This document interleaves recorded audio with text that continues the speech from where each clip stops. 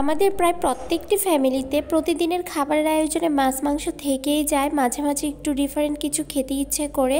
আর অনেক দিন ধরে আমার খুদের ভাত এবং ভর্তা খেতে ইচ্ছা করছে। শীত আসার পর থেকে অনেকের কাছে এটা ট্র্যাডিশনাল একটা খাবার হয়ে যায়। আর আম্মু বাড়ি থেকে আসবে শুনে আমিও ঝটপট করে বলে দিয়েছি নিয়ে আসার জন্য। যেহেতু আমার মা নিজে চাল করে খায়, সেহেতু খুদের ভাত বা খুদ থেকেই যায়। আর এখানে আমি কিছুটা তেল গরম করে পেঁয়াজ বেরেস্তা করে নিয়েছি। আর এরপরে পরিমাণ মতো লবণ দিয়ে দিয়েছি। আর এরপরে খুদগুলো ভালোভাবে ধুয়ে পানি ঝরিয়ে নিয়ে সেটাতে দিয়ে দিয়েছি। যেহেতু আমি খুব ইমোশনাল টাইপের একজন মানুষ, সেহেতু আমার সব কিছুতেই ইমোশন চলে আসে।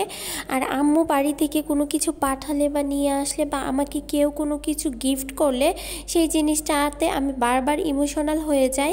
খুদের ভাতগুলো রান্না করছিলাম আর বারবার মার কথা মনে পড়ছিল। আর এরপরে পানি গরম করে রেখেছিলাম, আগেই পানি দিয়ে দিয়েছি আর দিয়েছি পরিমাণ মতো হলুদের গুঁড়া। এরপরে আমি কয়েকটা কাঁচামরিচও অ্যাড করে দিয়েছি। কাঁচামরিচগুলো আমি আস্ত দিয়েছি যাতে ঝাল না হয়, কারণ যেহেতু আমি আজকে এটা ভর্তা দিয়ে খাবো সেহেতু অনেক ঝাল থেকেই যাবে ভর্তাতে। আর এখানে কতগুলো আলু আমি হালকা করে তাওয়ায় ভেজে নিব। আর নিয়ে নিয়েছি কতগুলো সিম আর কতগুলো টমেটো। আর এর প্রত্যেকটা আমি আলাদা আলাদা করে ভর্তা করব। যেহেতু আমি ভর্তা দিয়ে খেতে চাচ্ছি সেহেতু সবগুলো ডিফারেন্ট ভর্তা হলে অনেক ভালো লাগবে। চুলার আঁচ লো হিটে রেখে আমি সবজিগুলো ভেজে নিচ্ছিলাম সিদ্ধ না হওয়া পর্যন্ত। শীতকাল আমার খুবই পছন্দ, কারণ যেহেতু আমি সবজি প্রেমী মানুষ, শীতকালে সব ধরনের সবজি পাওয়া যায়। আর আমার কাছে মাছ মাংস এগুলো থেকে সবজি অনেক বেশি পছন্দ। আমার মতো ভর্তা প্রেমী কে আছেন আর ভর্তা ভাত খেতে কার কার ভালো লাগে?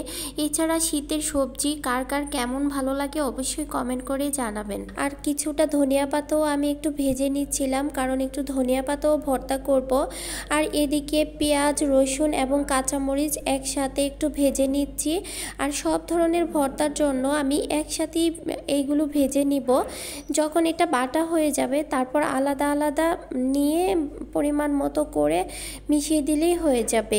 আর এরপরে কিছুটা চিংড়ি মাছ এবং একটু চ্যাপা ভর্তাও করে নিব, কারণ যেহেতু আমি একটু শুটকি এবং চ্যাপা ভর্তা পছন্দ করি।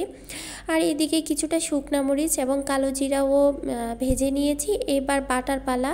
আর এখনই কষ্টের কাজটা চলে এসেছে, আর এই কাজটা করতে তো আমার জান বের হয়ে গিয়েছে। আর এরপরে চ্যাপা ভর্তা এবং শুটকি ভর্তাগুলো একটু মাখিয়ে নিচ্ছিলাম। আর কালো জিরা ভর্তাতেও একটু সরিষার তেল দিয়ে ভালোভাবে মেখে নিচ্ছিলাম। আর এদিকে ধনিয়া পাতা ভর্তাটা দেখতে এত অসাধারণ লাগছিল।